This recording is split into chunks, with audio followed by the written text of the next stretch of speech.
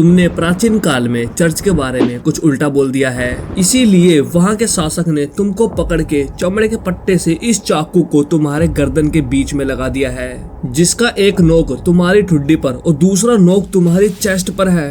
पहले तो तुमने इससे बचने के लिए अपने सर को ऊपर ही रखा, लेकिन जब सर दर्द होने लगा तो जैसे ही तुमने अपने सर को नीचे करा, ये जो टॉर्चर तुमने देखा ये बहुत ज्यादा ही छोटा और बहुत ही नॉर्मल टॉर्चर था। इस वीडियो में हम ऐसे टॉर्चर के बारे में बात करेंगे जिन्हें की हिस्ट्री में दिया जाता था, और ये वीडियो देखने के बाद आप ऊपर वाले के शुक्रगुजार रहोगे कि उन्होंने आपको इस युग में भेजा। ये इस वीडियो का 5वां पार्ट है। चौथे पार्ट में आप लोगों ने कमेंट किया कि भाई प्लीज इसका 5वां पार्ट भी लाओ, तो आप लोगों की डिमांड पर ये वीडियो आ गई है। पिछले पार्ट्स में आप लोगों ने बहुत ज्यादा प्यार दिया, तो आई होप आप इस वीडियो में भी दोगे।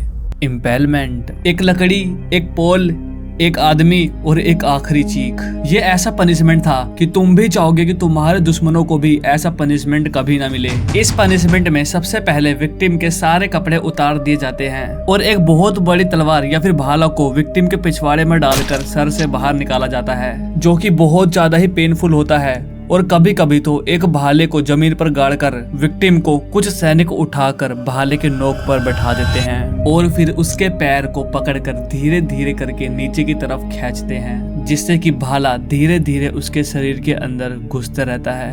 विक्टिम के पैर को जानबूझकर धीरे धीरे खींचा जाता है ताकि वो काफी देर तक तड़पता रहे। अब तुम ये सुनकर शॉक होने वाले हो, इस पनिशमेंट को रोम के शासक व्लाद द इम्पेलर देते थे।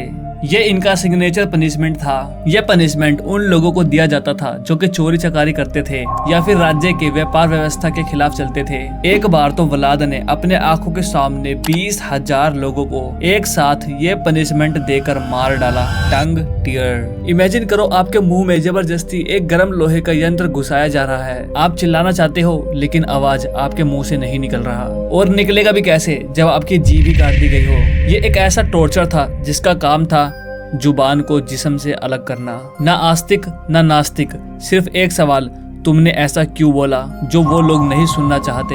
ये पनिशमेंट उन लोगों को दिया जाता था जो राज्य के खिलाफ बोलते थे, इनडायरेक्टली चर्च के खिलाफ बोलते थे, क्योंकि उस टाइम उनके लिए जुबान सबसे बड़ा खतरा था। और जब ये खतरा कंट्रोल से बाहर हो जाता था तो वो लोग जुबान निकाल लेते थे। इस टॉर्चर में पिलास जैसा डिवाइस होता है जिसको पहले गर्म किया जाता है और फिर इससे विक्टिम के जीभ को कुछ देर तक पकड़ के रखा जाता है ताकि उसको बहुत दर्द पहुंचे। कुछ मिनटों तक पकड़ने के बाद एक झटके में जीभ को जुबान से बाहर निकाल लिया जाता है। यह टॉर्चर देने का केवल एक ही मकसद होता है कि तुमने अगर चर्च के खिलाफ बोला तो तुम कभी नहीं बोल पाओगे। लेकिन जल्लाद अक्सर बॉडी के दूसरे पार्ट्स पर फोकस करते थे और उन्हीं में से एक के लिए बनाई गई थी एक और टॉर्चर डिवाइस।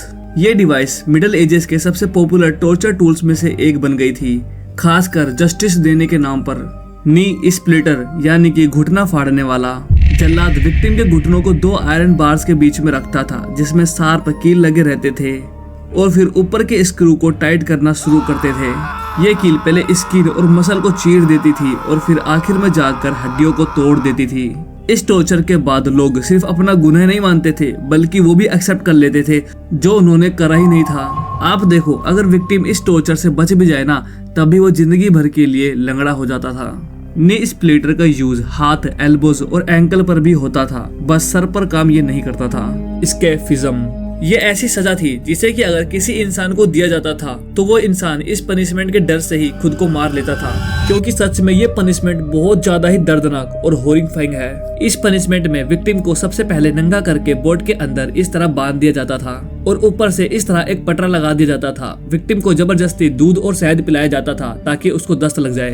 ये पार्ट शायद उतना स्कैरी ना लगे, लेकिन इसके बाद जो होता था ना वो सच में नरक था। इसी दूध और शहद को विक्टिम के पूरे शरीर के ऊपर डालकर समुद्र में छोड़ दिया जाता था। शहद की वजह से बहुत सारी मधुमक्खियां विक्टिम की बॉडी पर चिपक जाती थी और उसे डंक मारती थी। रस्सी से बंधे होने की वजह से वो हिल डुल नहीं सकता था, और अगर उसने हिलने डुलने की ज्यादा कोशिश करी तो बोट पलट जाएगी और वो पानी में डूब के ही मर जाएगा। इसीलिए विक्टिम बिना हिले डुले बोट के अंदर पड़ा रहता है जब तक कि वो तड़प तड़प के मर न जाए। ये पनिशमेंट 1 हफ्ता, 2 हफ्ता, 1 महीने तक चलता है जब तक कि विक्टिम इस पेन को सर्वाइव करता है। इस पनिशमेंट का पहला जिक्र 401 बीसी में रिकॉर्ड किया गया था, जब फारसी एम्पायर के राजा ने अपने भाई को मारने के लिए इस पनिशमेंट का यूज किया। कॉन्विक्ट 17 दिनों तक दर्द झेलता रहा। गंगा राव पुराने जमाने के रूलर्स अक्सर पनिशमेंट के मामले में काफी ज्यादा इनोवेटिव होते थे। एग्जाम्पल के लिए एशिया के बड़े हिस्से में यूज होने वाला एक पनिशमेंट था जिसका नाम था गंगा राव। इसका स्पेशली यूज भारत में ज्यादा होता था।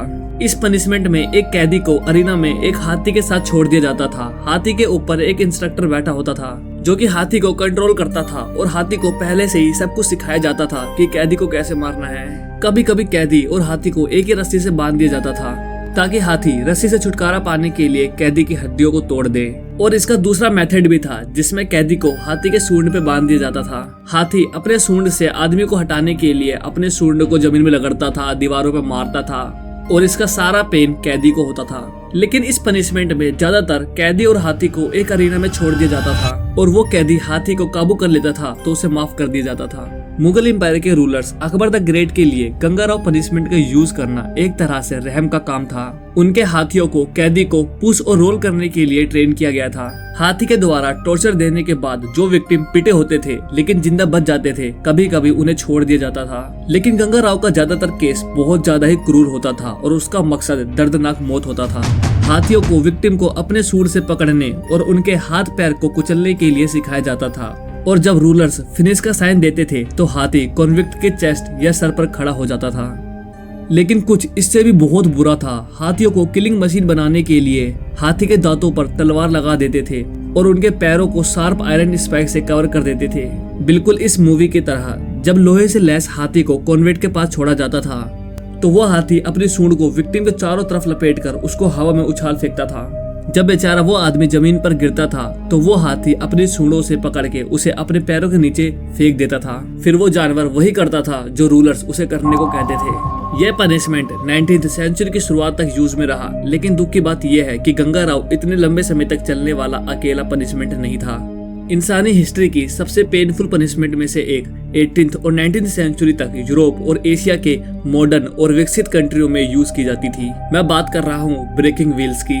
सबसे पहले कॉन्विक्ट को एक्स शेप के क्रॉस से बांधा जाता था और उसकी बॉडी की बड़ी हड्डियों को दो जगह से तोड़ा जाता था। ये इसलिए किया जाता था ताकि उसकी बॉडी अननेचुरली मुड़ सके। फिर विक्टिम को एक हॉरिजॉन्टल रखे व्हील्स पर ऐसा रखा जाता था ताकि उसकी बॉडी व्हील के अंदर कोई गैप ना छोड़े।